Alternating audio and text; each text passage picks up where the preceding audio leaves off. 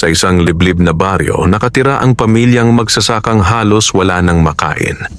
Si Mang Isko, ang ama, ay pawisan at madungis mula sa pagbubungkal ng lupa, ngunit anuman ang itanim ay tila ayaw tumubo ng sagana.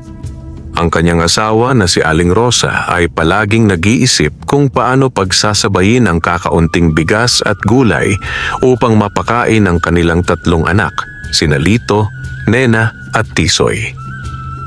Lagi silang tinitingnan ng mababa ng mga tao sa baryo, lalo na ng sakim na hasyendero Don Faustino na siyang nagmamay-ari ng karamihan sa lupa. Para kay Don Faustino, ang mga tulad ni Mang Isko ay walang halaga kundi mga alipin ng lupa. Kapag hindi sila nakabayad ng upa sa lupa, binabawi nito ang kanilang taniman at ibinibigay sa mas mayayamang magsasaka na kayang magbigay ng mas mataas na renta. Ngunit sa gitna ng kahirapan, may isang nilalang na nagsilbing pag-asa ng pamilya, ang kalabaw nilang si Berto. Matanda na ito at tila payat, ngunit may kakaibang ningning ang mga mata. Para kay Mang Isko, si Berto ay higit pa sa isang alagang hayop. Kaagapay niya ito sa bawat pagbubungkal, bawat pawis, at bawat hirap sa lupa. Hindi alam ng marami, lalo na ng mga mapagsamantalang tao, na si Berto ay may taglay na mahiwagang bertud. Sa tuwing siya ay humahaplos sa lupa gamit ang kanyang mga paa, mas nagiging mataba ang lupa at handa itong tumanggap ng ani. Isang gabi, habang nagdarasal si Aling Rosa para sa milagro, lumapit si Berto at tila sumulyap sa kanya na parang nakikinig. Kinabukasan, nang bumaon ang mga paa nito sa bukirin, laking gulat nila nang magsimulang lumago ang mga tanim na halos mamatay na. Ang mais ay biglang tumangkad, ang mga talong at kamatis ay namulaklak, at ang lupa ay nagmistulang muli sa riwa. Mula noon, unti-unting nagkaroon ng laman ang kanilang hapag, ngunit gaya ng lahat ng hiwaga, hindi ito nananatiling lihim magpakailanman. May nakapansin. Si Don Faustino, na lagi nagmamanman sa mga magsasaka, ay nagtataka kung bakit ang lupang halos baog ay biglang naging masagana. At higit sa lahat, ang dating gutom na pamilya ni Mang Isko ay muling nagkaroon ng ngiti. Sa tabi ni Don Faustino ay palaging naroon si Apo Lucas, ang matandang albularyo ng baryo na kilala sa kanyang kaalaman sa mga orasyon at agimat. Ngunit sa kabila ng kanyang karunungan, siya ay tuso at gahaman din. Don Faustino, bulong ni Apo Lucas isang gabi, hindi basta-basta ang kalabaw ng pamilyang iyon. Nakita ko ang kapangyarihan sa hayop na iyon. Bertud ang taglay niyan. Kung mapa sa atin, hindi lang lupa mo ang uunlad. Ikaw na ang magiging pinakamakapangyarihang tao sa buong lalawigan. Nagningning ang mga mata ni Don Faustino. At kung hindi nila ibigay? Tanong nito. Ngumisi si Apo Lucas, ipinakita ang isang maliit na bote na may lamang itim na likido. May paraan para makuha natin ang hayop kahit labag sa kalooban nila. Sa kabilang dako, walang kamalay-malay ang pamilya na sa kanilang pagsandal sa kalabaw na si Berto, unti-unti na rin silang napapansin ng mga mata ng kasakiman. At sa katahimikan ng gabi, sa ilalim ng buwan, naramdaman ni Berto ang panganib. Tumitig siya sa kawalan at sa isang iglap, ang kanyang mga mata ay kumislap na tila nagbabala ng paparating na unos. Kinabukasan, habang abala si Mang Isko sa pagsasaka kasama si Berto, napansin niyang maraming nakamasid mula sa malayo.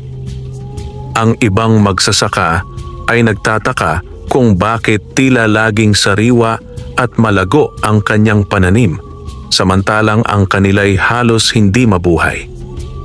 Pare, parang nilihim yata si Isko, bulong ng isa sa mga kapitbahay. Oo nga, baka may iniingatan silang agimat. Tignan mo, dati halos hindi makabayad ng renta, ngayon abay may uuwi ng pagkain gabi-gabi. Sagot ng isa pa. Bagaman may mga nakikitang maganda sa pagbabagong iyon, hindi rin maiiwasan ang inggit. Ang balitang ito ay mabilis na nakarating kay Don Faustino at kay Apo Lucas. Sa loob ng malaki at marangyang bahay ni Don Faustino, nagkakape siya habang kausap si Apo Lucas. Hindi na ako makapaghintay. Kung totoo ang sinasabi mo, albularyo, dapat makuha natin agad ang kalabaw na iyon. Anya. Don, hindi pwedeng basta kunin. Ang kalabaw ay tila may nagbabantay na espiritu, hindi ordinaryong hayop. Ang bertud nito'y nakaangkla sa dugo at pawis ng magsasaka. Kailangang may ritual at orasyon bago mailipat sa atin. Paliwanag ni Apo Lucas habang hinahaplos ang kanyang baston na may nakaukit na mga lumang simbolo. Napakunot ang noo ni Don Faustino. Hindi ba't ikaw ang pinakamagaling na albularyo sa bayan? Kung hindi mo kaya, baka humanap ako ng ibang marunong. Ngumisi si Apo Lucas. Kaya ko, Don, ngunit may kapalit. Kailangan mo ng sakripisyo, isang dugo ng hayop o tao na malapit sa kalabaw. At kapag nakuha natin ang bertud, wala nang makakapigil sa iyo. Tumawa si Don Faustino ng malakas. Saka ako naiisipin ang kapalit. Ang mahalaga, mapasa akin ang kapangyarihang iyon. Hindi na ako kailanman malulugi at ang lahat ng magsasakay luluhod sa akin. Samantala, sa kubo ng pamilyang magsasaka, masayang nagluluto si Aling Rosa ng nilagang gulay na kinuha mula sa kanilang ani. Salamat, Berto. Bulong niya habang nakatingin sa kalabaw na nakahiga sa tabi ng kubo. Tila ngumiti ang kalabaw at pumailan lang ang malamig na hangin. Nanay, tingnan niyo, ang dami nating makakain. Sigaw ni Nena, ang bunso. Oo, anak. Basta't magtulungan tayo, hindi tayo pababayaan ng Diyos, sagot ni Aling Rosa. Ngunit sa kalagitnaan ng kanilang saya, nakarinig sila ng malakas na hampas sa pinto. T.O.K. T.O.K. T.O.K. Buksan nyo! Ako ito, si Don Faustino. Nagulat ang pamilya. Hindi sila sanay na pinupuntahan mismo ng hasyendero. Agad na tumayo si Mang Isko at binuksan ang pinto. Magandang gabi po, Don. Bati ni Isko na may kaba. Tinapunan siya ng malamig na tingin ni Don Faustino. Isko, narinig kong gumaganda raw ang animo nitong mga araw. Hindi ba't sa akin ang lupang binubungkal mo? Oo po, Don. Sadyang sinuwerte lamang kami. Huwag mo akong ginagago, Isko. Alam kong hindi ito basta swerte. Ang kalabaw mo, may kakaiba. Ibenta mo na sa akin bago pa lumala ang sitwasyon. Natigilan si Isko. Parang bumigat ang hangin. Pasensya na po, Don. Hindi ko kayang ipagbili si Berto. Siya ang katuwang ko sa lahat ng hirap. Nagdidilim ang mukha ni Don Faustino. Hindi mo alam ang tinatanggihan mo, Isko. Tandaan mo, ako ang may-ari ng lupang ito. Kung ayaw mong ipagbili, baka mapalayas kayo sa lupa bukas din. Nanginginig si Aling Rosa habang nakikinig sa usapan. Ang mga bata na may nagtatago sa sulok. Sa gilid, nakatayo si Apo Lucas, nakatitig ng diretsyo kay Berto. Nang magtagpo ang kanilang mga mata, tila nagkaroon ng alitan ng mga di nakikitang puwersa. Umuugong ang hangin sa paligid at kahit walang salita, naramdaman ng albularyo na hindi magiging madali ang pag-angkin sa mahiwagang kalabaw. Sa katahimikan ng gabing iyon, nagsimula ang unang banta. Ang pakikibaka para sa bertud ng mahiwagang kalabaw ay hindi na maiiwasan. Matapos ang mainit na pagtatalo sa pagitan ni Mang Isko at Don Faustino, nagbalik sa katahimikan ang kanilang kubo. Ngunit hindi na mapakali si Mang Isko. Ang kanyang dibdib ay tila binabalot ng pangamba. Rosa, bulong niya sa asawa. Hindi ko kayang ipagbili si Berto. Mas mahalaga siya sa akin kaysa sa lupaing ito. Kung wala man tayong matirahan, basta't kasama natin si Berto, may laban tayo. Napaluha si Aling Rosa. Alam ko, Isko. Pero paano kung totohanin ni Don Faustino ang kanyang banta? May mga tao siya at may kasama pang albularyo. Wala tayong laban. Tahimik lamang na nakinig si Berto mula sa kanyang pagkakahiga. Ngunit sa loob-loob niya, alam niyang oras na para ilantad ang kanyang tunay na pagkatao. Kinagabihan, nagkaroon ng kakaibang panaginip si Lito, ang panganay na anak. Nakita niya ang kanilang kalabaw na naglalakad sa isang malawak na parang, ngunit hindi na ito ordinaryong hayop. Si Berto ay nagmistulang isang malaking nilalang na kumikislap ang balat, at sa noo nito ay may nakaukit na gintong simbolo na hugis araw. Lito, wika ng kalabaw sa tinig na malalim at makapangyarihan. Huwag kayong matakot. Ako'y isinugo upang maging bantay ninyo. Ang bertud na taglay ko ay galing sa kalikasan, sa lupa, sa hangin, sa apoy at sa tubig. Ngunit kailangan ninyong malaman, hindi magtatagal ay susubukin tayo ng kasakiman.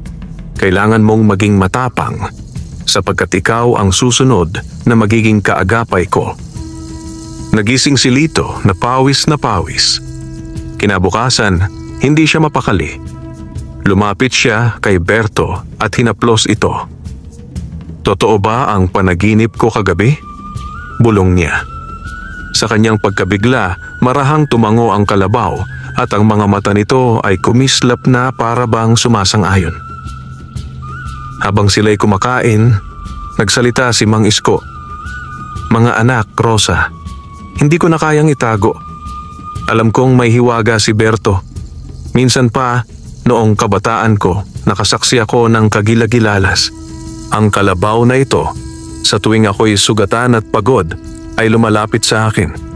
Isang beses, nang halos mawalan ako ng malay sa init ng bukid, dumila siya sa aking sugat at agad itong naghilom. Nabigla ang lahat. Isko, bakit hindi mo sinabi noon pa? Tanong ni Rosa. Dahil alam kong kapag nalaman ng iba, kukunin siya. Kaya pinilit kong ituring siyang normal. Pero ngayon, nadiskubre na tayo ni Don Faustino. Samantala, sa malaking bahay ng hasyendero, nagtitipon sina Don Faustino at Apo Lucas. May hawak si Lucas na itim na kandila, nakapikit at nagdarasal sa isang di pangkaraniwang lengguwahe. Sa tabi niya ay may kulungan ng itim na manok. Don, naramdaman kong malakas ang espiritu ng kalabaw.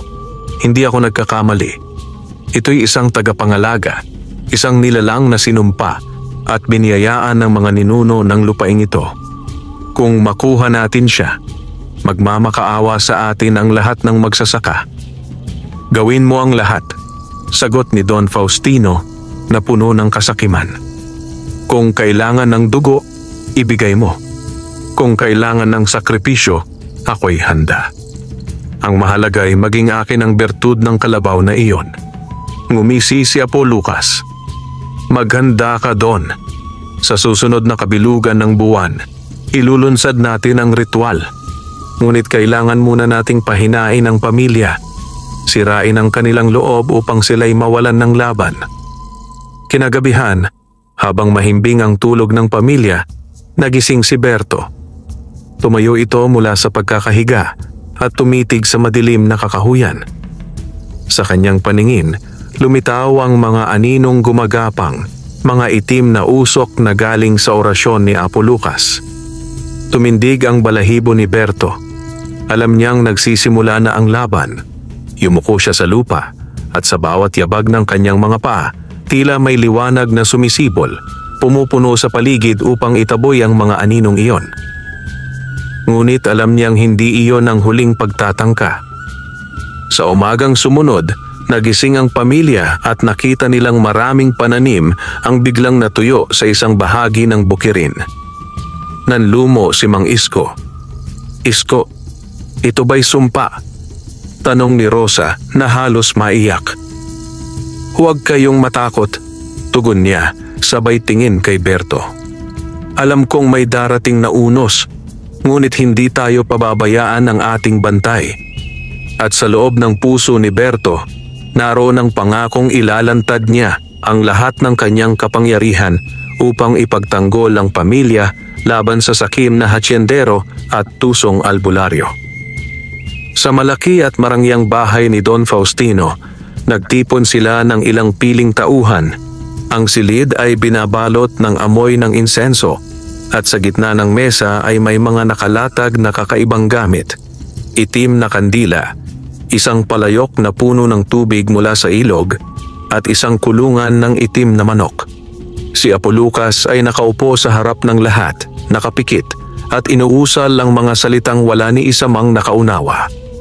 Sa gabing ito, bulong ni Apo Lucas, sisilipin natin ang kaluluwa ng kalabaw.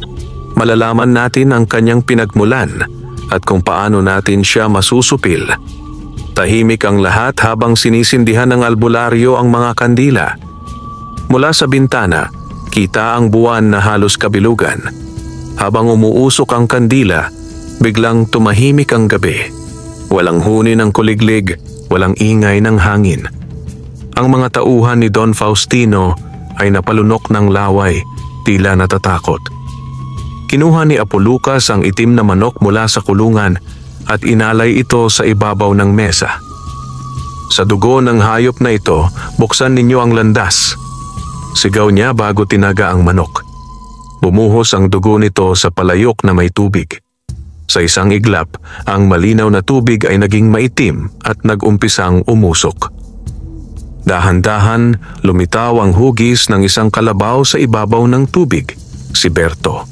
Ngunit hindi ito payapa. Ang anyo ng kalabaw ay tila nakabalot ng liwanag at ang mga matay kumikislap na tila apoy. Napasigaw ang isa sa mga tauhan, "Apo, nakatingin siya sa atin." Ngunit hindi natinag si Lucas. "Huwag kayong matakot. Isa lamang itong pagpapakita ng kanyang kaluluwa. Tingnan ninyo, nakapalibot sa kanya ang mga aninong bantay. Mga espiritong tagapangalaga mula pa noong unang panahon." Nagngingit-ngit ang mukha ni Don Faustino. "Kung ganoon, paano natin siya makukuha? Hindi ako nagbayad sa iyo para sabihing may mga multo siyang kasama." Ngumiti ng tuso si Apo Lucas. "Don, lahat ng espiritu ay may kahinaan. Ang kalabaw na iyon ay nakatali sa pamilya ng magsasaka. Kung masisira ang kanilang loob, kung mawawasak ang kanilang tiwala sa isa't isa, mawawalan ng lakas ang kalabaw at saka natin siya madadakip." Mula sa palayok, lumabas ang maitim na usok na bumalot sa buong silid. Isa-isa, nakakita ang mga tauhan ng kakaibang mga tanawin, mga bangungot na nakabatay sa kanilang takot. Ang isa'y nakitang sinusunog ang kanyang pamilya, ang isa na may nilalamon ng mga ahas. "Huwag kayong matakot," sigaw ni Apo Lucas. "Ito'y bahagi lamang ng pagbubukas ng daan." Ngunit sa gitna ng usok, tumagos ang liwanag ng mga mata ni Berto. Tila isang apoy na tumututol na parabang pinipigil ang buong ritual. Nagngalit ang ngipin ni Lucas at sinigawan ang anino sa palayok. "Kalabaw, hindi mo kami malilinlang. Sa susunod na kabilugan ng buwan, maghahanda ako ng sakripisyong hindi mo kayang labanan." Samantala, sa kanilang kubo, nagising si Lito. Nakita niya si Berto na nakatayo at nakatingin sa buwan. Ang katawan nito ay tila kumikislap at sa hangin ay narinig niya ang tinig ng kalabaw. "Lito, nararamdaman ko ang kanilang galaw. May ritual na isinagawa laban sa akin. Ngunit hindi ako natatakot. Ang kailangan ko ay ang inyong tiwala at tapang. Sa oras ng panganib, ikaw ang magiging mata at taing ako." Nanlaki ang mga mata ni Lito. "Ako? Pero bata lang ako." "Hindi hadlang ang edad," sagot ni Berto. "Ang puso mo ang mahalaga. At sa pusong dalisay, walang makakatalo." Niyakap ni Lito ang leeg ng kalabaw. "Pangako, Berto, hindi kita iiwan." Kinabukasan, nagbalik si Don Faustino sa bukid kasama ang ilan niyang tauhan. "Isko," sigaw niya, "binibigyan kita ng 1 linggo. Kung hindi mo ipapasa sa akin ang kalabaw, palalayasin ko kayo sa lupaing ito. Wala nang usapan." Nanginginig ang mga kamay ni Isko, ngunit hindi siya nagpakita ng takot. "Kung iyan po ang pasya ninyo, Don, Mas pipiliin naming umalis kaysa ipagbili ang aming kaagapay. Tumawa si Don Faustino ng malakas. Ha ha ha ha. Tingnan natin kung hanggang saan ka tatagal sa gutom at kahirapan. Tandaan mo, Isko, lahat ng tao'y may presyo. Nilingon niya si Apo Lucas na nakangisi lamang. Sa kanyang mga mata may nakatagong lihim na plano ang paggamit ng mas malalim na mahika upang mapa sa kanila ang mahiwagang kalabaw. At sa huling gabi ng linggong iyon, nagsimulang gumalaw ang mga anino sa paligid ng kubo ni Isko. Ang itim na usok na pinakawalan ni Apo Lucas ay muling bumalik, handang sirain ang kanilang loob. Ngunit nakatayo si Berto, matikas at maliwanag ang mga mata, handang ipagtanggol ang kanyang pamilya. Gabi ng Sabado, ang buong baryo ay tahimik maliban sa kubo ni Mang Isko na nilalamon ng kaba. Sa labas, ang hangin ay tila may dalang bulong ng mga kaluluwang nawawala. Ang mga puno ng kawayan ay kumakaluskos, wari may sinusundan na ritmo ng orasyon. Si Aling Rosa ay yakap-yakap ang kanyang mga anak, samantalang si Mang Isko ay hawak ang gulok, bagaman alam niyang hindi iyon sapat na sandata laban sa mahiwagang kapangyarihan. Samantala, si Berto ay nakatayo sa gitna ng bukirin, nakataas ang ulo at nakatanaw sa buwan na halos kabilugan. Isko, bulong ni Rosa. Ramdam ko ang masamang espiritu. Parang may paparating na unos. Tumango si Isko. Hindi inaalis ang tingin sa paligid. Huwag kang matakot. May kasama tayo. Mula sa kakahuyan, lumabas ang mga tauhan ni Don Faustino. May dala silang mga sulo at sibat. Sa kanilang unahan ay si Apo Lucas, may hawak na baston na balot ng pulang tela at sa kanyang balikat ay nakasukbit ang supot na may mga buto at halamang ginagamit sa ritual. Isko! Sigaw ni Don Faustino mula sa likuran. Ito na ang huling pagkakataon. Ibibigay mo ba ang kalabaw o gusto mong masilayan ang pamilya mong magdusa? Napatigil ang pamilya. Ngunit bago pa makasagot si Isko, biglang bumalot ang itim na usok mula sa mga kamay ni Apo Lucas. Ang usok ay kumalat sa paligid ng bukirin at bawat halaman ay unti-unting natutuyo na parabang hinigop ng sumpa. Napasigaw si Aling Rosa. Isko, tingnan mo ang mga pananim. Ngunit sa gitna ng takot, humakbang si Berto. Ang kanyang mga matay kumislap na tila dalawang apoy at bawat yabag niya ay nagdudulot ng liwanag na nagiging damo at bulaklak. Ang mga tuyong pananim ay muling bumalik sa sigla. Waring sinasalungat ang sumpa ni Apo Lucas. Napatigil ang mga tauhan, nanginginig. Hindi ito normal na hayop, bulong ng isa. Ngumisi si Don Faustino, ngunit halatang may kaba. Lucas, gawin mo ang sinabi mo, sirain ang kalabaw na iyan. Nagusal ng mas matinding orasyon si Apo Lucas. Sa bawat bigkas niya, lumalakas ang hangin at dumidilim ang langit. Pumatak ang malalaking patak ng ulan, kasabay ng pagkidlat at pagkulog. Ang buong bukirin ay nagmistulang nilalamon ng unos. Habang lumalakas ang bagyo, biglang lumapit si Lito sa tabi ni Berto. Berto, ano ang gagawin natin? Sa kanyang isipan, narinig niya ang tinig ng kalabaw. Lito, ang oras ay dumating na.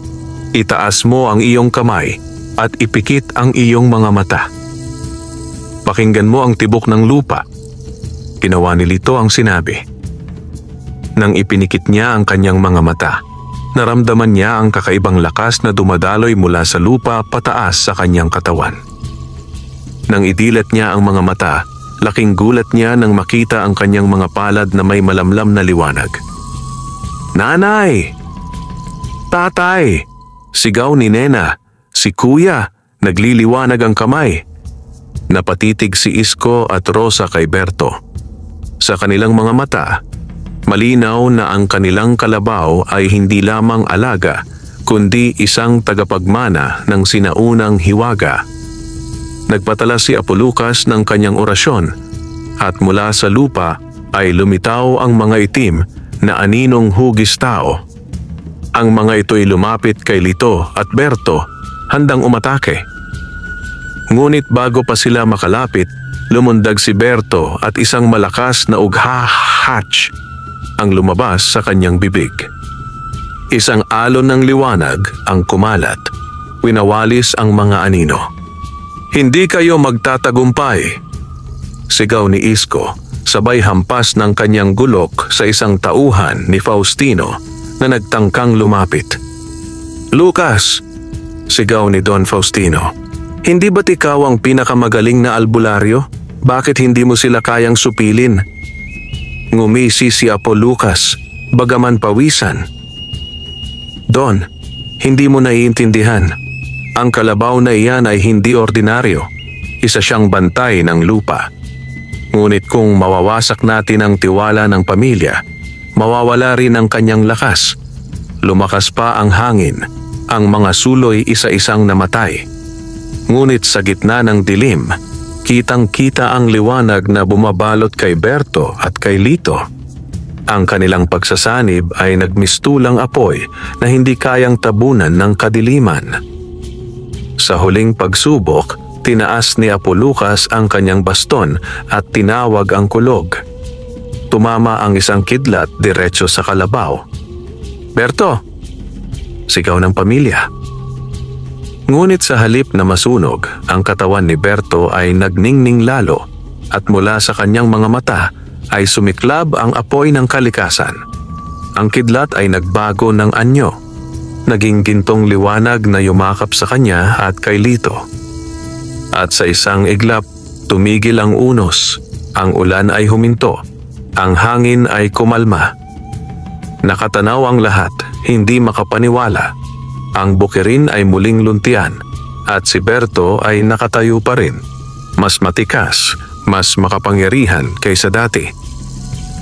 Ngunit si Don Faustino, sa halip na matakot, ay mas lalo pang nauhaw sa kapangyarihan. Kung ganoon, mas higit kong gugustuhin ang bertud na iyan. Hindi ako titigil hanggat hindi siya akin. At si Apo Lucas, bagaman nanghihina, ay nagbalik ng ngisi. "Don, magsisimula pa lang tayo. Ang susunod na ritual ay ang magdadala sa atin ng tunay na tagumpay." Pagkatapos ng unos na tila nilikha ng orasyon ni Apo Lucas, nagbalik ang katahimikan sa buong baryo. Ngunit hindi iyon ang katahimikan ng kapayapaan. Ito'y tila katahimikan bago sumabog ang mas malaking bagyo. Sa kubo ni Mang Isko, nagtipon ng pamilya. Ang mga bata ay takot pa rin, samantalang si Aling Rosa ay paulit-ulit na nagdarasal. Si Isko na may tahimik, mahigpit ang hawak sa kanyang gulok. Ngunit ang kanyang mga mata ay puno ng pangamba. Hindi lamang para sa kanyang sarili, kundi para sa kanyang asawa at mga anak. "Hindi sila titigil," wika niya sa mababang tinig. Alam ni Don Faustino ang halaga ni Berto at gagawin niya ang lahat para makuha ito. Tumango si Lito, bagaman bata pa, ramdam niya ang bigat ng responsibilidad. "Tatay, narinig ko ang tinig ni Berto kagabi. Sabi niya, bantay daw siya ng lupa at may kapangyarihan akong maipapasa sa akin. Hindi ko alam kung paano pero handa akong tumulong." Naluha si Aling Rosa. "Anak, ayaw kong madamay ka sa laban na ito. Ikaw ay bata pa." Ngunit sumingit si Isko. "Rosa, hindi na ito laban ng matatanda lamang. Ang kanilang mga mata ay nasa pamilya natin at si Lito ang nakikita ni Berto. Hindi natin siya maaaring pigilan." Samantala, sa loob ng maluwang na bahay ni Don Faustino, nag-aalab ang galit ng hasyendero. Naglalakad siya paikot-ikot sa silid habang si Apo Lucas ay nakaupo at tila pagod na pagod. "Bakit hindi gumana ang ritual?" singhal ni Faustino. "Gumana, Don," sagot ni Lucas, bagaman mahina ang tinig. Ngunit ang kalabaw ay hindi lamang hayop. Siya'y itinalaga ng mga ninuno bilang tagapangalaga ng lupa. Malakas siya dahil malakas ang ugnayan niya sa pamilya ng magsasaka. Kung ganoon, bakit hindi natin putulin ang ugnayang iyon? Singhal muli ni Faustino. Ngumiti ng tuso si Lucas. Iyan ang susunod na hakbang. Kung masisira natin ang tiwala ng pamilya, kung magkakawatak-watak sila, mawawalan ng lakas ang kalabaw. At kapag siya'y mahina na, doon natin siya maaangkin. Nagningning ang mga mata ni Don Faustino. At paano natin sisirain ang kanilang tiwala? Sa pamamagitan ng takot at gutom, sagot ni Lucas. Pababayaan nating sila'y pahirapan. Ang mga tauhan mo doon, pasabugin nila ang ilang bahagi ng kanilang bukid, sirain ang mga ani, takutin ang mga bata. At ako naman, magpapadala ng mga bangungot na magpupuno sa kanilang mga gabi. Tumawa si Don Faustino, malakas at puno ng kasakiman. Maganda, sa ganitong paraan sila mismo ang bibitaw kay Berto. Kinabukasan, habang nag-aararo si Isko kasama si Berto, biglang may sumabog sa gilid ng kanilang bukirin.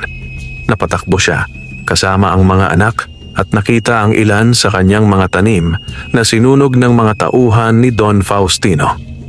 "Tay!" sigaw ni Tisoy. "Bakit nila ginagawa ito?" "Mga anak," sagot ni Isko, "ito'y pananakot lamang. Huwag kayong matitinag." Ngunit hindi doon nagtapos ang lahat. Sa gabi habang natutulog ang pamilya, biglang napahiyaw si Nena. "Nanay, may nakakatakot na tao sa panaginip ko. Hinahabol niya ako." Agad na niyakap ni Rosa ang anak. Napansin niyang malamig ang katawan ni Nena at sa kanyang nooy may pawis na parang galing sa matinding takot. Nilingon ni Isko si Berto na nakatayo sa labas ng kubo at tila nagbabantay. Ang mga mata nito'y kumikislap, ngunit kahit siya ay halatang hirap na itaboy ang mga masamang espiritong ipinadala ni Apo Lucas. Isang gabi, habang mahimbing ang tulog ng kanyang mga kapatid, nilapitan ni Lito si Berto. "Berto, hindi ko alam kung paano kita matutulungan, pero alam kong kailangan kong matuto." Sa kanyang isipan, muli niyang narinig ang tinig ni Berto. "Lito, ang kapangyarihan ng bertud ay hindi lamang lakas ng katawan. Ito'y tapang ng puso at dalisay na hangarin. Simula ngayon, matututo ka ng pakikinig sa kalikasan." Itinuro ni Berto kung paano pumikit at damhin ang mga ugat ng lupa, ang pag-agos ng hangin at ang init ng araw. Unti-unti, naramdaman ni Lito ang kakaibang koneksyon. Parang kaya niyang marinig ang tibok ng lupa mismo. Nang idilat niya ang kanyang mga mata, namangha siya. Sa paligid ay may mga liwanag na tila maliliit na apoy, mga diwa ng kalikasan na dati hindi niya nakikita. "Lito," sabi ni Berto, "ikaw ang magiging tulay ng tao at ng lupa. Ngunit mag-ingat ka, sapagkat kapag nalaman ni Apo Lucas ang kapangyarihang ito, gagawin niya ang lahat upang gamitin ka laban sa iyong pamilya." Samantala, sa kabilang dako ng baryo, nagumpukan ang mga tauhan ni Don Faustino. May hawak silang mga pisi, mga pana at mga batong may nakaukit na kakaibang simbolo. Sinabi ni Don Faustino, ani ng isa, na sa susunod na gabi, kukubkubin natin ang kubo ng mga magsasaka. Hindi natin sila papatayin, ngunit sisiguraduhin nating sila'y mawalan ng pag-asa. At kung maaari, dakpin ang batang lalaki. Nagtawanan sila, ngunit may bahid ng takot sa kanilang mga mata. Alam nilang hindi ordinaryong laban ito, sapagkat ang kalaban nila ay hindi lang isang magsasaka, kundi isang pamilya na pinoprotektahan ng mahiwagang kalabaw. At sa gabi ng kanilang paglusob, magsisimula ang pinakamalaking pagsubok ng pamilya.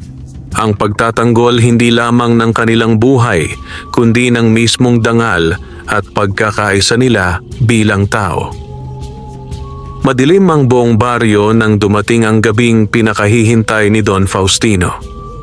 Walang buwan at tanging huni ng mga kuliglig at kaluskos ng mga dahon ang maririnig.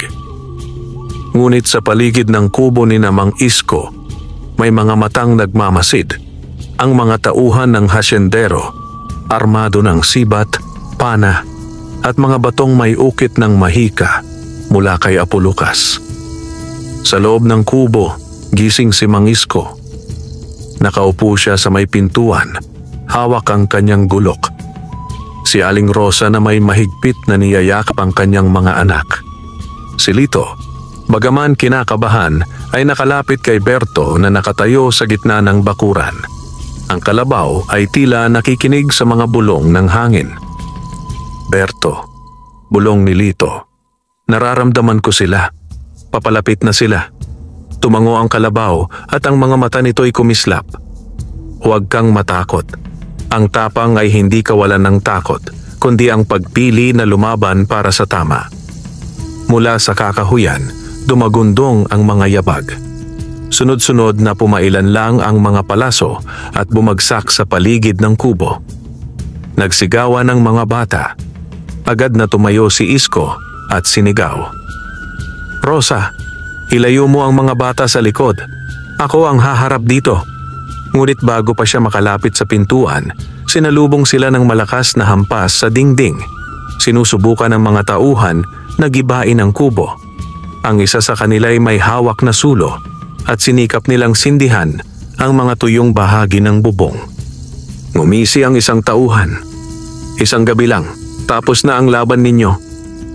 Ngunit bago pa kumalat ang apoy, isang malakas na uga mula kay Berto ang umalingaw-ngaw.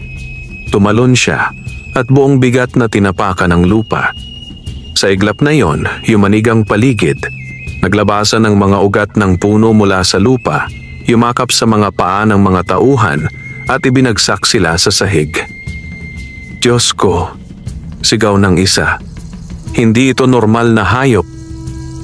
Ngunit hindi natigil ang iba. Naglabas sila ng mga batong may ukit at sabay-sabay na inihagis kay Berto. Pumutok ang mga bato at mula rito'y lumabas ang mga itim na usok na tila mga aninong humahawak sa katawan ng kalabaw. Namilipit si Berto, ngunit hindi siya bumigay. Nakita ito ni Lito. Tumakbo siya palabas ng kubo at tinawag si Berto. Hindi kita iiwan. Nano anak? Sigaw ni Isko, ngunit huli na. Humarap si Lito sa mga tauhan. Itinaas niya ang kanyang kamay at sa kanyang pagkabigla, lumabas ang liwanag mula sa kanyang palad. Ang liwanag ay tumama sa mga anino at unti-unting pinawi ang mga ito. Nagulat ang mga tauhan. Ang bata, may kapangyarihan din. Nagngit-ngit si Don Faustino na nakatayo sa malayo nanonood. Hulihin ang bata, siya ang susi. 3 tauhan ang sumugod kay Lito.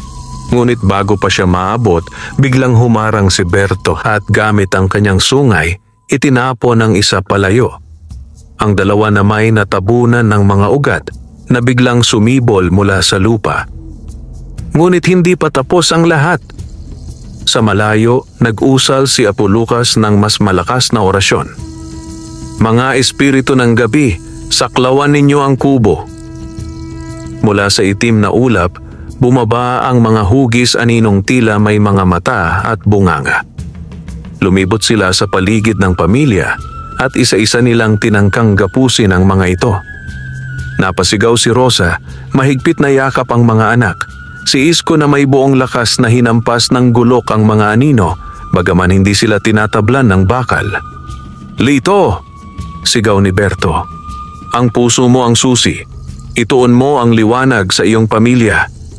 Nagpikit si Lito at sa kanyang dibdib ay lumabas ang liwanag na mas maliwanag pa kaysa buwan. Sa iglap na iyon, napalayas ang mga anino at naglaho ang itim na usok. Nabalot ng liwanag ang kubo at ang mga tauhan ay nagsitakbuhan. Si Don Faustino, galit na galit, ay napasigaw. Hindi ito matatapos dito. Sa susunod, sisiguraduhin kong mawawasak kayo. Kasama niya si Apulukas na bagaman pawisan at nanghihina ay ngumisi. Don, hindi pa natin na ilalabas ang ating pinakamalakas na ritual. Maghanda sila dahil sa susunod na kabilugan ng buwan, wala nang kalasag na makapagliligtas sa kanila. Tahimik ang gabi matapos ang sagupaan.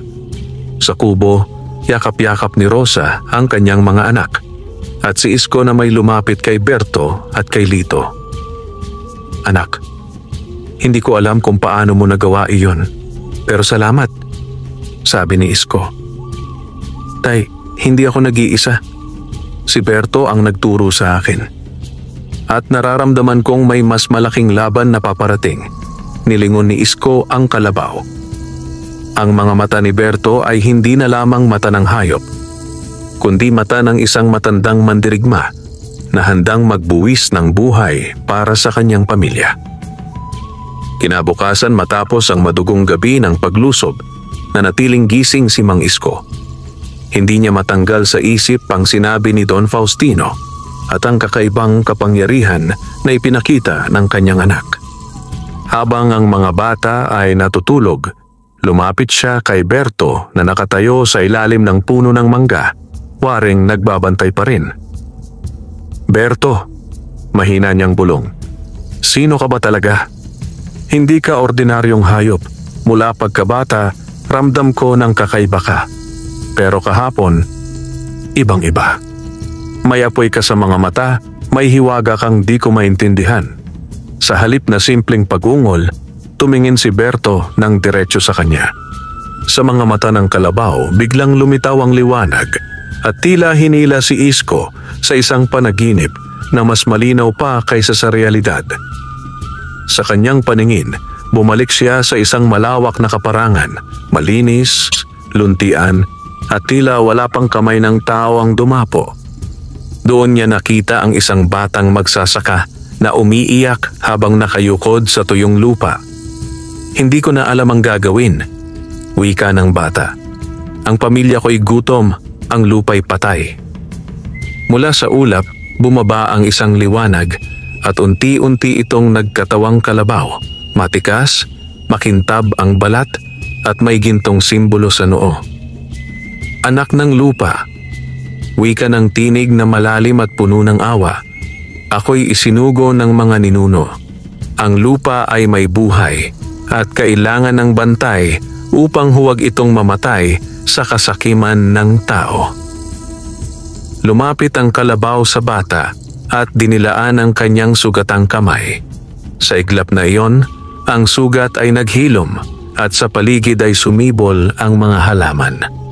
"Simula ngayon," dagdag ng kalabaw, "ako'y magiging katuwang ng mga magsasakang may pusong dalisay.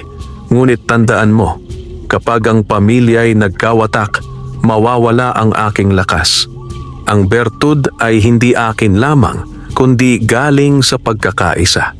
Nagbago ang anyo ng bata at nagulat si Isko nang makita niyang ang batang iyon ay walang iba kundi ang kanyang sariling ama na matagal nang yumao. "Isko," wika ng anino ng kanyang ama, "ang kalabaw na ito'y bantay ng ating lahi. Inilaan siya upang ipagtanggol hindi lamang ang lupa kundi ang pamilyang may pusong marangal. Ikaw ang sumunod na tagapag-ingat. At ngayon, ang iyong anak ang magiging tulay ng bagong henerasyon." Nagising si Isko, pawis na pawis. Napatingin siya kay Berto na ngayon ay nakatitig lamang sa kanya. Wala mang salita, malinaw na nakuha ni Isko ang mensahe. Si Berto ay hindi lamang hayop kundi isang nilalang na itinalaga ng kanilang angkan. Lumapit siya sa kanyang asawa at ibinahagi ang lahat. Naluha si Rosa. Kaya pala mulat sa pool, may kakaiba na tayong nadarama sa kanya. Ngayon, malinaw na. Hindi lang siya kalabaw. Isa siyang tagapagbantay na ibinigay sa atin. Samantala, sa baryo, nagsimula ang bulungan. Maraming nakasaksi sa laban kagabi. May ilan na humanga, ngunit mas marami ang natakot. Baka demonyo ang kalabaw na iyon, bulong ng isa. O baka naman sumpa. Kung tunay na biyaya, bakit sila lang ang pinagpala? Sabi ng iba. Ang mga salitang ito ay mabilis na nakarating kay Don Faustino. Sa kanyang isipan, nakangisi siya. Tama, gamitin natin ang takot ng mga tao. Kapag naniwala silang sumpa ang kalabaw, kusa nilang itatakwil ang pamilya ni Isko Nagutos siya sa kanyang mga tauhan na ikalat ang kwento na ang kalabaw ay halimaw at ang pamilya ni Isko ay nakikipagsabwatan sa mga espiritu ng kadiliman. Habang lumalala ang sitwasyon, patuloy ang pagsasanay ni Lito kay Berto. Tuwing gabi, itinuturo ng kalabaw kung paano pakinggan ang tibok ng lupa at alamin ang daloy ng hangin. Lito, bulong ni Berto sa kanyang isip. Ang tunay na lakas ay hindi sa pagkawasak, kundi sa pagbibigay buhay. Tandaan mo, ang liwanag na taglay mo ay hindi sandata upang pumatay, kundi kalasag upang ipagtanggol. Pero paano kung patayin nila tayo? Tanong ni Lito. Kung ang laban ay walang ibang daan, saka ka lamang gagamit ng apoy ng kalikasan. Ngunit huwag mong kalilimutan, ang tapang ay dapat laging nakaugat sa awa. Habang abala ang pamilya sa kanilang bukid, isang mensahe ang dumating mula sa kakahuyan. Isang matandang babae ang lumapit, may daladalang basket ng halamang gamot. Mag-ingat kayo, bulong ng babae.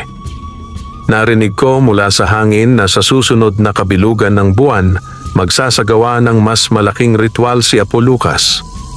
Isasama niya ang mga nilalang mula sa ilalim ng lupa.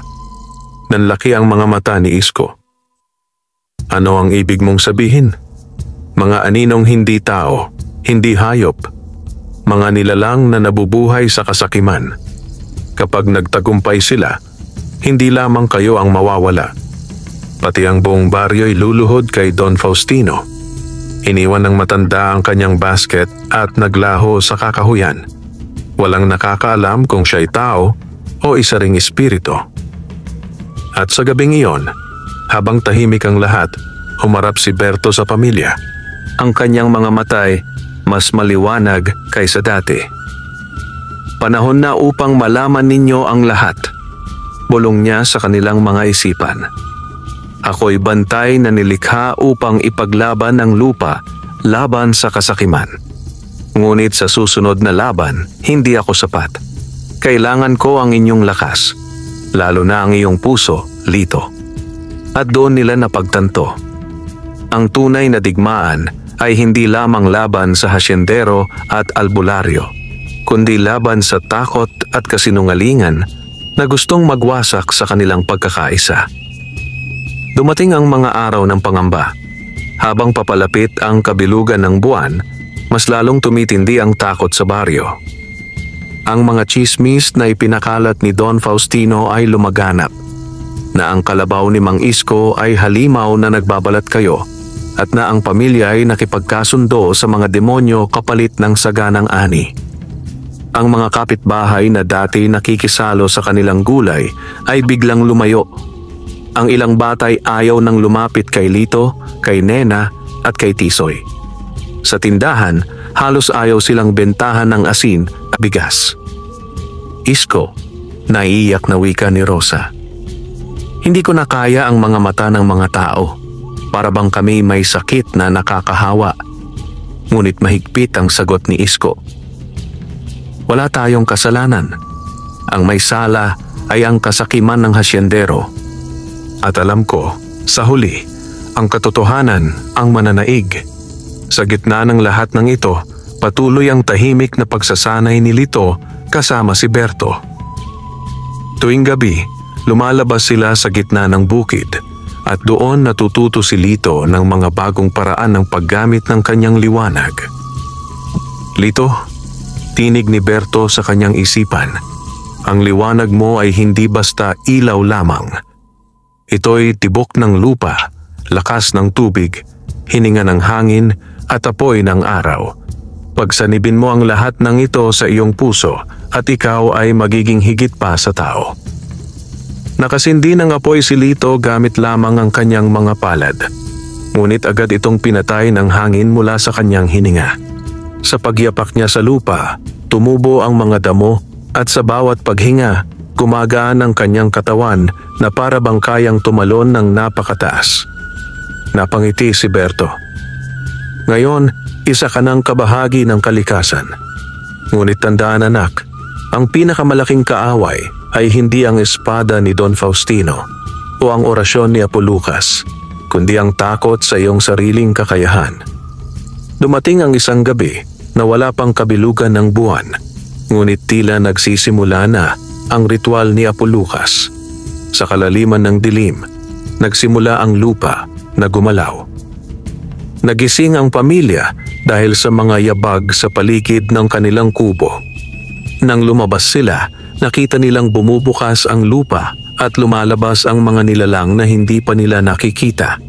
Mga aninong may hugis tao, ngunit mahahaba ang kamay at may pulang mata na nagliliyab. Mga nilalang sa ilalim, bulong ni Berto. Isinugo sila upang subukin ka, Lito. Napalunok ang bata. Ako? Oo, ako'y magbabantay ngunit ikaw ang susi. Kung hindi mo sila kayang labanan, madudurog ang ating pamilya. Lumapit ang isa sa mga anino kay Lito, mabilis at matalim ang galaw. Agad siyang umatras, ngunit naalala ang aral ni Berto. Pumikit siya, huminga ng malalim, at itinataas ang kanyang kamay. Mula sa kanyang palad, sumiklab ang liwanag na kasing puti ng araw. Natamaan ang nilalang at ito'y nagliyab bago tuluyang naglaho. Kuya! Sigaw ni Nena. Kaya mo! Ngunit bago pa siya makangiti, 3 pang nilalang ang sabay-sabay na sumugod. Lumuhod siya at dinama ang lupa. Biglang umusbong ang mga ugat at baging, pumulupot sa mga kalaban at ibinagsak sila. Ngunit hindi lahat ng laban ay madali. Dumating ang pinakamalaking anino, isang dambuhalang nilalang na may sungay at tila halimaw na yari sa usok. Mabilis itong lumapit at sinampal si Lito ng napakalakas. Tumilapon ang bata at bumagsak sa lupa, nanginginig at halos mawalan ng malay. Lito! Sigaw ni Isko at tatakbo sana siya, ngunit pinigilan siya ni Berto. Hayaan mo siya, wika ng kalabaw. Ito'y kanyang laban. Kung hindi siya tatayo ngayon, wala siyang magiging lakas para sa susunod. Sa kanyang pagkakahandusay, narinig ni Lito ang tinig ng kanyang lolo, ang parehong nakita ni Isko sa panaginip. Lito, Apo, ang lakas ng lahi natin ay hindi nakukuha sa takot, kundi sa pagmamahal. Tumayo ka at ipaglaban mo ang iyong pamilya. Huwag mong hayaang manalo ang kadiliman. Dahan-dahan siyang bumangon. Ang kanyang katawan ay nanginginig, ngunit ang kanyang puso ay naglalagablab. Itinaas niya ang kanyang 2 kamay, at mula sa kanyang dibdib ay sumibol ang pinakamalakas na liwanag na nakita ng lahat. Natabunan ng liwanag ang buong bakuran.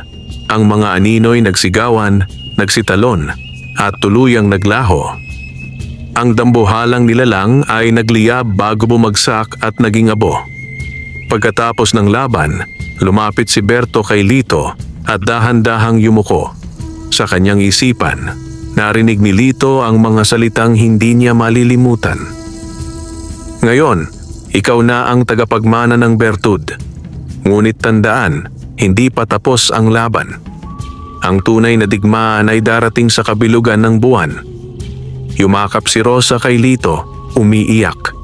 Si Isko na may pinisil ang balikat ng kanyang anak, puno ng pagmamalaki. Ngunit sa malayo, mula sa malaking bahay, natanaw ni Don Faustino ang liwanag. At sa tabi niya, si Apo-Lucas ay ngumisi, bagaman nanghihina. Don, anya, mas lumalakas ang bata, ngunit huwag kang mag-alala. Sa susunod na ritual, gagamitin natin ang dugo mismo ng kanyang pamilya upang sirain siya. Tumawa si Don Faustino, malakas at puno ng kasakiman. Kung ganoon, sisiguraduhin kong sa kabilugan ng buwan, ang kalabaw at ang batang iyan ay magiging akin. Dumating ang gabing kabilugan ng buwan. Sa baryo lahat ay tahimik, tila natatakot sa kung anong darating. Ang mga magsasakay nagsara ng kanilang mga bahay at ang ilan ay nagkulong na lang sa loob, nagdarasal na sana'y matapos na ang mga kaguluhan. Ngunit sa kubo ni Mang Isko, walang katahimikan. Lahat sila'y gising, nakahanda at ramdam ang bigat ng unos na paparating. Si Berto ay nakatayo sa gitna ng bakuran, nakatanaw sa buwan. Ang kanyang anino ay tila mas malaki, mas matikas, at ang mga matay kumikislap na parang dalawang bituin. Sa tabi niya, si Lito ay nakayuko, mariing nakapikit, tinadama ang tibok ng lupa, ang agos ng hangin, at ang apoy ng buwan. Ngayong gabi, bulong ni Berto sa kanilang lahat. Magaganap ang huling ritual ni Apo Lucas. Hindi lang lupa ang nais nilang angkinin, kundi pati ang mga kaluluwa ninyo.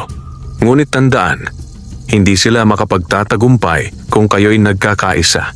Mula sa malayo, dumagundong ang mga tambol.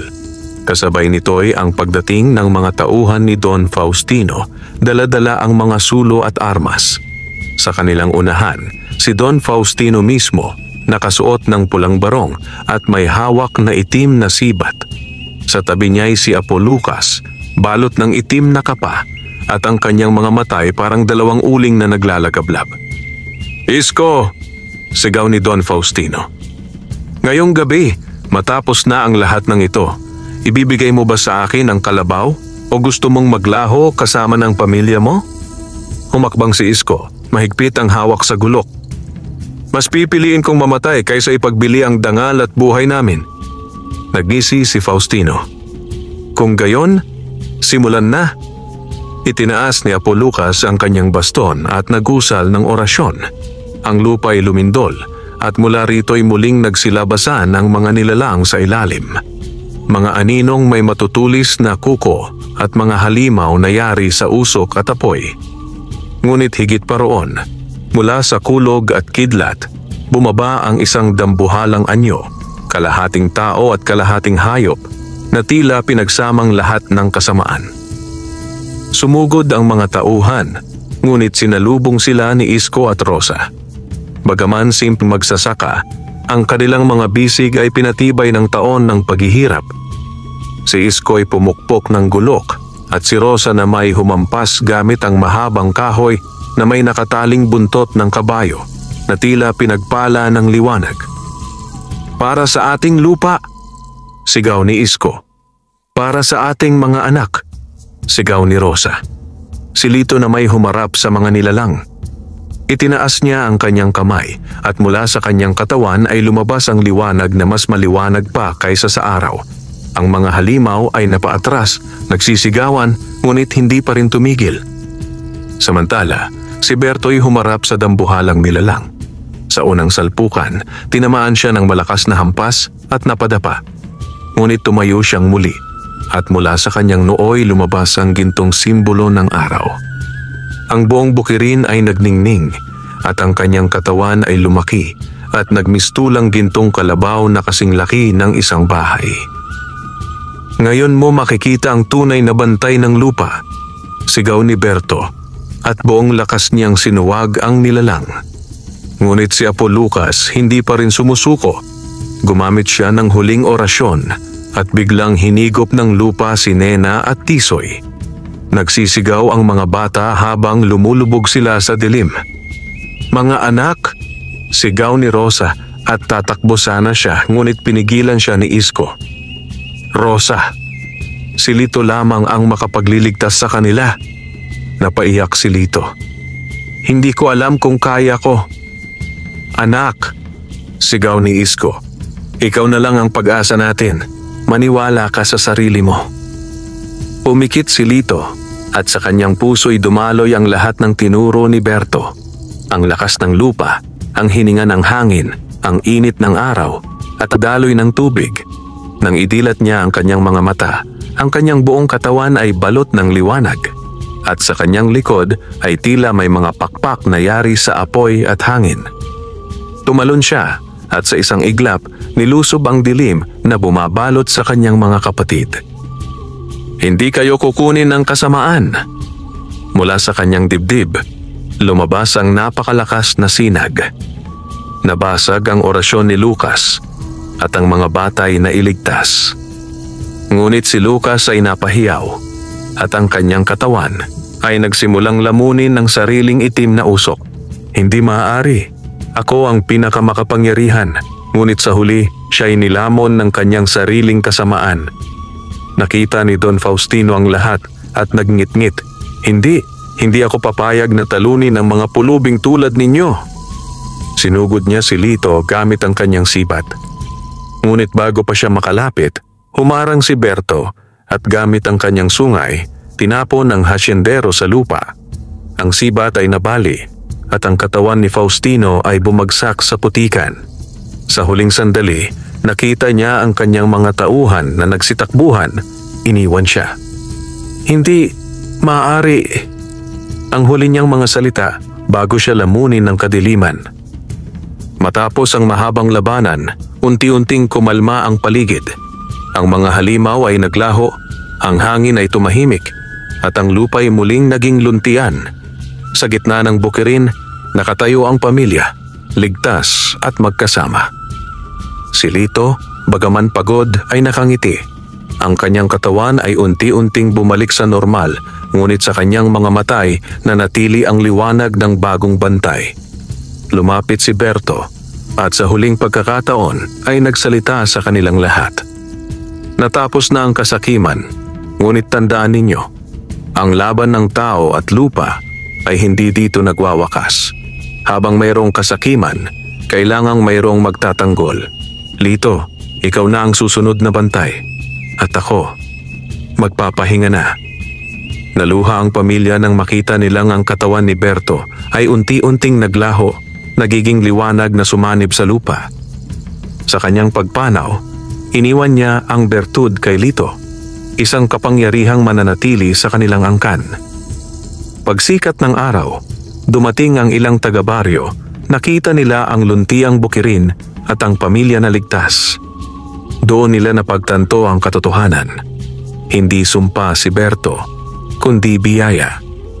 Unti-unting lumapit ang mga tao, humingi ng tawad kay Isko at Rosa, at sila'y muling tinanggap ng komunidad.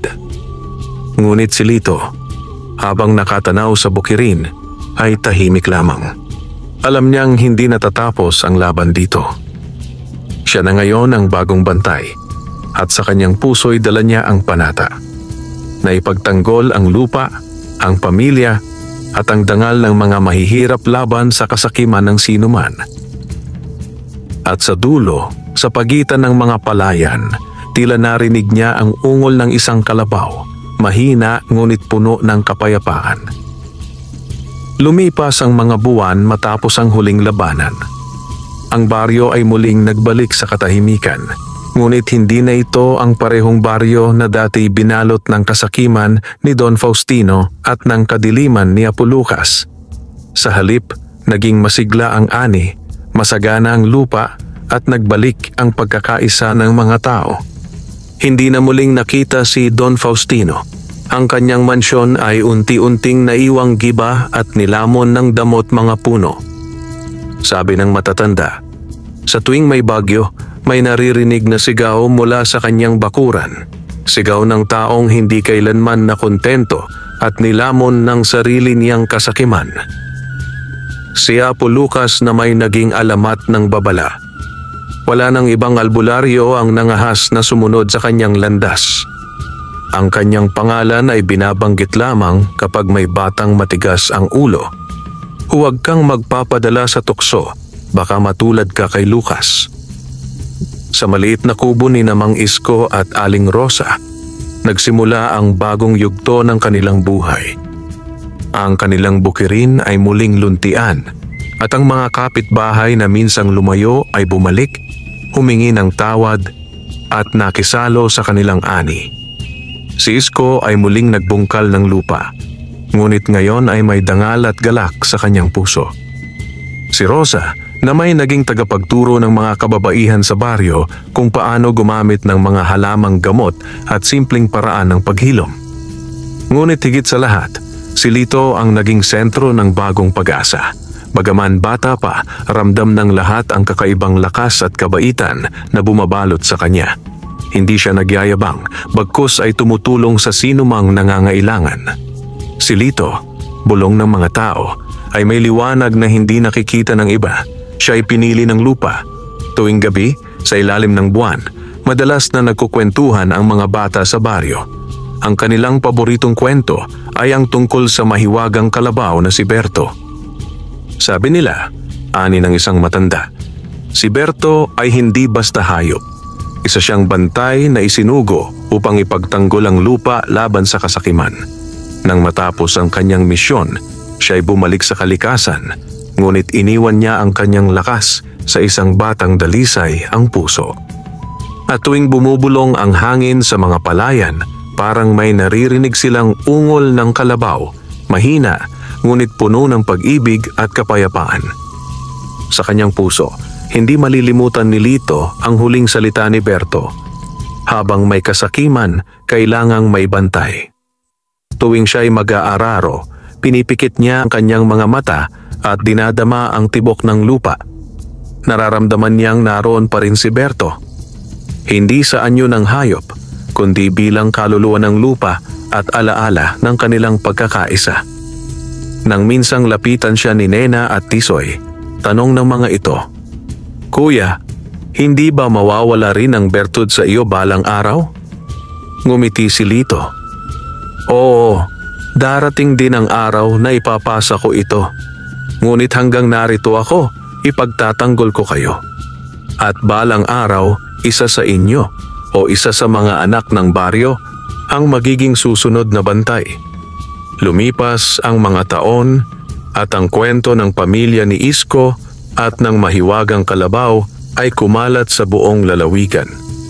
Mula Capiz hanggang Samar, mula Masbate hanggang Siquijor, isinaysay ng mga tao ang alamat ng kalabaw na bantay ng lupa.